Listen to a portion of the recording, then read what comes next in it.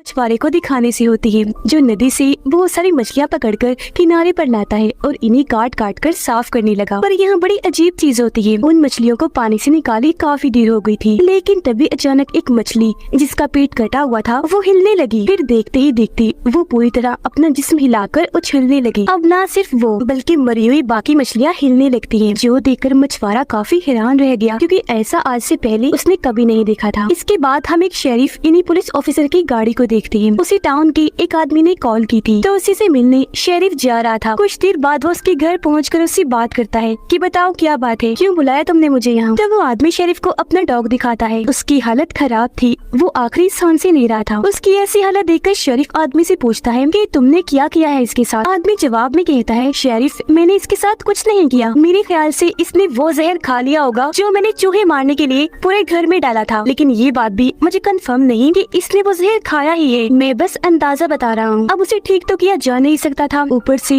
वो इतनी तकलीफ में था, इसलिए शेरिफ उसे गोली मारकर खत्म कर देता है ताकि उसकी तकलीफ भी खत्म हो जाए। जिसके बाद शेरिफ घर आने पर उसकी वाइफ शेरिफ को बताती है कि हमारे बेटे जोसेफ को पुलिस ने गिरफ्तार कर लिया है और साथ में तुम्हारे लाडले बेटे को भी। असल में शेरिफ का वो सगा बेटा था और उसकी वाइफ का सुतेला, जिसे वो शेरिफ का लाडला कह रही थी। अपने सुतेले बेटे को वो पसंद नहीं करती थी, क्योंकि उसकी हरकतें ही अजीब थी। कहती है कि हमारे दोनों बच्चे ही पुलिस की हिरासत में हैं, तो आप जल्दी कुछ कीजिए, फौरन पुलिस स्टेशन जाइए और उन्हें छुड़वा कर ले आइए। जिस पर शेरिफ कहता है, मैं जल्दबाजी से काम नहीं लेता, अभी सब्र कर जाओ। जो कहने के बाद शेरिफ वहाँ से अपने डैड के पास जाने के लिए निकल जाता है। शेरिफ का डैड वही मछुआरा था जिसे हमने शुरुआत में देखा। शेरिफ जब वहाँ पहुँची तो डैड उसे वो मछलियाँ दिखाते हैं जो मरकर दोबारा जिंदा हो गई थी, अजीब तरह से कूद रही थी। ये चीज शेरिफ ने भी पहली बार देखी थी। वो कहता है कि आप इतना मत सोचिए इस बारे में, चलो इन मछलियों को जला देते हैं। पेट्रोल कैन निकालने के लिए वो अपनी गाड़ी के पास गया, गाड़ी की डिग्गी खोली तो हैरत, वो डॉग जिसे कुछ देर पहले ही शेरिफ ने मारा था वो दोबारा जिंदा हो गया था और उस पर हमला कर देता है। तब शेरिफ जैसे तैसे अपनी जान बचाने के लिए पीछे हटा और उसे दोबारा गोली से उड़ा देता है। इस बार गोली उसके सर पर लगी थी, तो डॉग अब आखिरकार यहाँ मारा जाता है। उसके मरने के बाद शेरिफ के डैड उन मछलियों और डॉग को एक चीज में डालकर आग लगा देते हैं ताकि इन मुसीबतों का जड़ से ही खात्मा हो जाए, जो मर कर दोबारा जिंदा हो रही है। जिसके बाद शेरिफ यहाँ से निकल गया। वो सबसे पहले पुलिस स्टेशन जाता है अपने बच्चों को आजाद करवाने के लिए। अब शेरिफ के बेटे जिस सेल में बंद थे वहाँ उनके साथ एक आदमी को भी रखा गया था, जिसकी कल रात से बहुत बुरी हालत थी, वो उल्टियाँ किए जा रहा था। उसकी ऐसी हालत देखकर शेरिफ का बेटा कहता है कि तुम मर क्यों नहीं जाते। जिसके कुछ ही देर के बाद वो आदमी खून की बड़ी बड़ी उल्टियाँ कर देता है, जो देखकर शेरिफ के दोनों बेटे काफी घबरा गए। वो जल्दी से दरवाजे के पास आकर सेल का दरवाजा पीटने लगे और बाहर से मदद मांगने लगते हैं। उनकी आवाज सुनकर शेरिफ यानी उनके डैड और एक पुलिस ऑफिसर वहाँ जल्दी से आए और सेल का दरवाजा खोलकर अंदर आ जाते हैं। पुलिस वाला जब आदमी की ऐसी हालत देखता है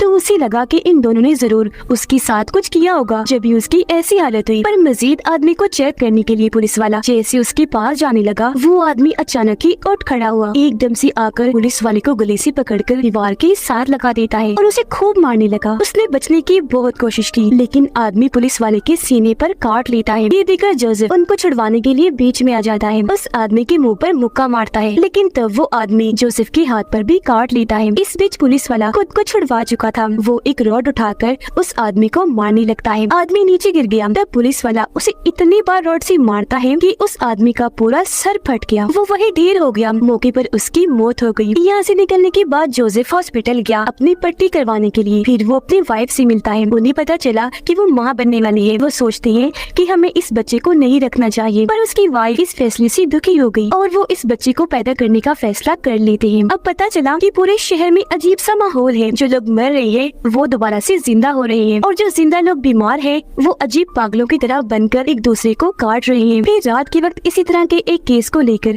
शेरिफ के पास कॉल आई, जिसमें एक औरत ने अपने छोटे से बच्चे को जो भी पैदा ही हुआ था उसे काट लिया। शेरिफ को काफी हैरानी हुई, वो फौरन उस औरत के घर के लिए निकल गया।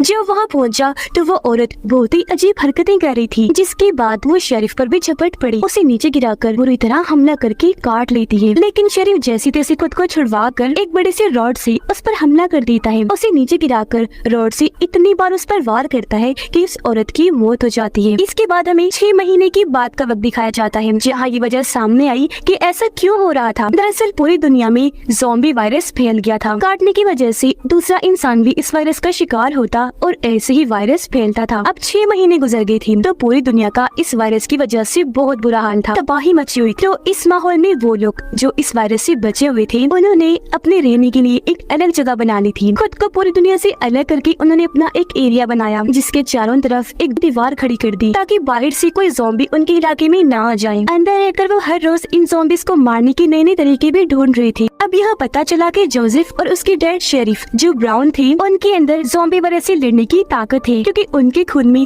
खास किस्म की खूबी थी जिस वजह से वो हर बार ही ज़ॉम्बीज के काटने के बाद भी बच जाया करती थी, क्योंकि उनके जख्म बहुत जल्दी भर जाते और वायरस जिसमें भी नहीं फैलता था। ये खूबी तकरीबन सभी ब्राउन लोगों में थी लेकिन व्हाइट लोगों में नहीं थी। यही वजह है कि हर बार ज़ॉम्बीज के काटने की वजह से वो वायरस से लड़ नहीं पाते और ज़ॉम्बीज बन जाते हैं। अब शेरिफ का दूसरा बेटा इन्हीं जोसेफ का सुतीला भाई व्हाइट था, लेकिन वो खुद व्हाइट लोगों के खिलाफ था और किसी भी व्हाइट इंसान जो बाहर जिंदा है अंदर आने नहीं देता था, क्योंकि उसका मानना था कि अगर यहाँ कोई इस वायरस का शिकार हुआ तो अंदर के सभी व्हाइट लोग भी इस वायरस की लपेट में आ जाएंगे। अब आज भी एक लड़की जो जिंदा बची हुई थी उसे इस एरिया में लाया जाता है, पर उसे तो एक ज़ॉम्बी ने काटा हुआ था, पर वो ये बात किसी को नहीं बताती बल्कि चुपचाप यहाँ रहने लगती है। जोसेफ और उसकी वाइफ काफी परेशान लग रहे थे क्योंकि वो इस बारे में बात कर रही थी कि हमारा बच्चा जो अभी उसकी वाइफ के पेट में है पता नहीं वो इस वायरस से बचा हुआ है या नहीं, इसका शिकार हो गया और अंदर ही अंदर उसने अपनी माँ को खाना शुरू कर दिया। जिस पर जोसेफ उसे तसल्ली देता है कि तुम इस बारे में इतना मत सोचो।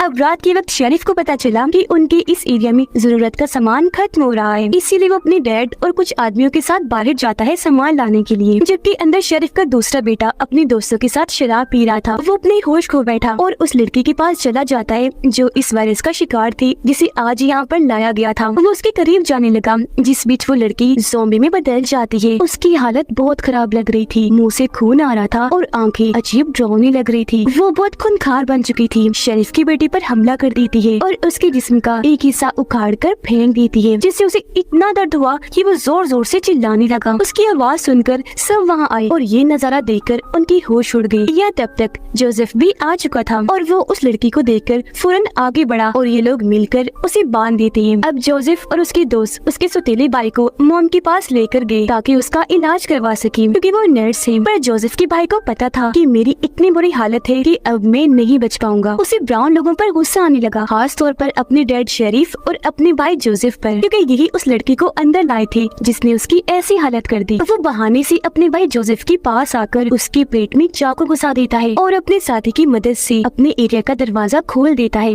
सारे ज़ॉम्बीज़ फौरन भागकर अंदर आ जाते हैं। अब थोड़ी देर बाद शेरिफ अपने एरिया की ऐसी हालत देखकर वो दंग रह गया। रेडियो के जरिए अपनी वाइफ से बात करता है तो वो बताती है कि यहाँ बहुत सारे ज़ॉम्बीज़ घुस आए हैं और हमारे ज्यादातर लोगों को उन्होंने मार दिया है। तकरीबन यहाँ बस 7-8 लोग ही बचे हैं जो एक कमरे में फंसे हुए हैं। तब शेरिफ अपने एक साथी को कहता है कि तुम ऐसा करो, गाड़ी में बैठकर आवाज करके यहाँ से जाओ। गाड़ी की आवाज सुनकर ज़ॉम्बीज़ गाड़ी के पीछे आएंगे और ऐसे हम उनका ध्यान भटका देंगे, लोगों को बचा लेंगे। उस आदमी ने ऐसे ही किया। गाड़ी लेकर जब वो गया तो बहुत सारे ज़ॉम्बीज़ उसके पीछे पड़ गई, जिस बीच मौका पाकर शेरिफ और उसके डैड अंदर गए और बचे हुए लोगों को एक एक करके बचा लेते हैं वहाँ से बाहर निकाल कर। लेकिन जब शेरिफ जोसेफ की वाइफ को बचा रहे थे तो आखिर में खुद पीछे ही रह गए। तब ज़ॉम्बीज़ उन पर एक साथ झपट कर नीचे फेंक देते हैं और पूरी तरह हमला करके नोच नोच कर खाने लगते हैं। पूरी तरह शेरिफ की चीर फाड़ कर दी थी, जिससे वहीं पर उसकी दर्दनाक मौत हो जाती है। अब बचे हुए बाकी लोग बाहर आए और गाड़ी में बैठकर वहाँ से भाग जाते हैं, लेकिन वो सारे शेरिफ की मौत की वजह से बहुत दुखी थे। तभी शेरिफ के डैड के पास एक औरत की कॉल आई जो उनके एरिया की रहने वाली थी। वो बताती है कि यहाँ एक चर्च में हमें शेरिफ के सतीले बेटे और उसके साथियों ने कैद करके बंदी बनाया हुआ है, तो प्लीज आप आकर हमें बचा लीजिए। ये सुनकर शेरिफ के डैड को उन पर बहुत तरस आया और वो उनकी मदद करने के लिए गाड़ी चर्च की तरफ ले जाने लगती है। अब गाड़ी में ही जोसेफ की वाइफ की हालत खराब होना शुरू हो गई। उसका बच्चा पैदा होने का वक्त आ गया था, लेकिन तभी यहाँ जोसेफ का सतीला भाई आ गया और वो दोनों पर गन तान देता है। अपने साथ वो एक ज़ॉम्बी को भी लेकर आया था ताकि वो जोसेफ की वाइफ को काट ले, क्योंकि वो चाहता था कि उसकी वाइफ भी इस वायरस का शिकार हो जाए। लेकिन तभी जोसेफ की मोम गन लेकर पीछे से जाकर उसे शूट कर देती है। लेकिन इस बीच ज़ॉम्बी तेजी से उनकी तरफ बढ़ने लगा। वो जोसेफ की वाइफ को पकड़कर उसे नीचे लिटाकर काट लेता है। ये देखकर जोसेफ भागता हुआ यहाँ आया। वो चाकू से ज़ॉम्बी पर हमला कर देता है, उसका सर ही काट कर जिस्म से अलग कर देता है। फिर जोसेफ अपनी वाइफ को संभालता है। वो बेचारी दुखी होते हुए कहने लगी कि मैं इस वायरस का शिकार हो गई हूँ और अब जोसेफ तुम्हें अपने बच्चे को बचाने के लिए जल्दी कुछ करना होगा। अब इस वजह से जोसेफ गुस्से से पागल हो गया। वो अपने सौतेले भाई से इस चीज का बदला लेना चाहता था। सबसे पहले वो उसे चाकू मारता है और फिर उसे जिंदा ही ज़ॉम्बीज़ के इलाके में छोड़ आता है ताकि ज़ॉम्बीज़ इसका भी बुरा हाल कर दे। जोसेफ जैसे वहाँ से गया, सारे ज़ॉम्बीज़ एक साथ वहाँ आकर उसके सौतेले भाई पर चीर फाड़ करके बुरी तरह काट कर खाने लगे। तब तक जोसेफ वहाँ से भागकर अपनी फैमिली के पास आ चुका था। उन सबको लेकर वो नदी किनारे आ जाता है ताकि कश्ती में बैठकर वो यहाँ से निकलकर दूसरी साइड पर चली जाए। लेकिन उनका पीछा करते करते बहुत सारे ज़ॉम्बीज़ यहाँ भी आ गए थे। इसलिए जोसेफ के दादा यानी शरीफ के डैड फैसला करते हैं कि वो यहाँ रुककर ज़ॉम्बीज़ का सामना करेंगे और तब तक जोसेफ अपनी मोम और वाइफ को लेकर यहाँ से भाग जाएगा। अब जोसेफ अपने दादाजी को ऐसे अकेले छोड़ना तो नहीं चाहता था, लेकिन उसे मुश्किल फैसला करना पड़ा। वो अपने दादाजी को आखिरी अलविदा कहकर वहाँ से कश्ती में बैठा और ये लोग वहाँ से आगे निकल गए। नदी के बिल्कुल बीचों बीच सुनसान जगह पर एक कश्ती रोकती है ताकि उसकी वाइफ अपने बच्चे को पैदा कर सके, क्योंकि ये सुनसान जगह है। वो चाहे जितना मर्जी चिल्ला ले, ज़ॉम्बीज़ के यहाँ आने का खतरा नहीं है। जिसकी थोड़ी देर बाद हम देखते हैं कि उसका बच्चा पैदा हो गया जो बिल्कुल ठीक सेहतमंद था। कोई भी खतरे वाली बात नहीं थी। जोसेफ अपने बच्चे को अपनी वाइफ को पकड़ाते हुए कहता है, लो अपनी बच्ची, हमारी बेटी पैदा हुई है। और ये लोग कोई महफूज जगह पर जाने के लिए आगे बढ़ रही थी। इस फिल्म की कहानी यहीं पर खत्म हो जाती है।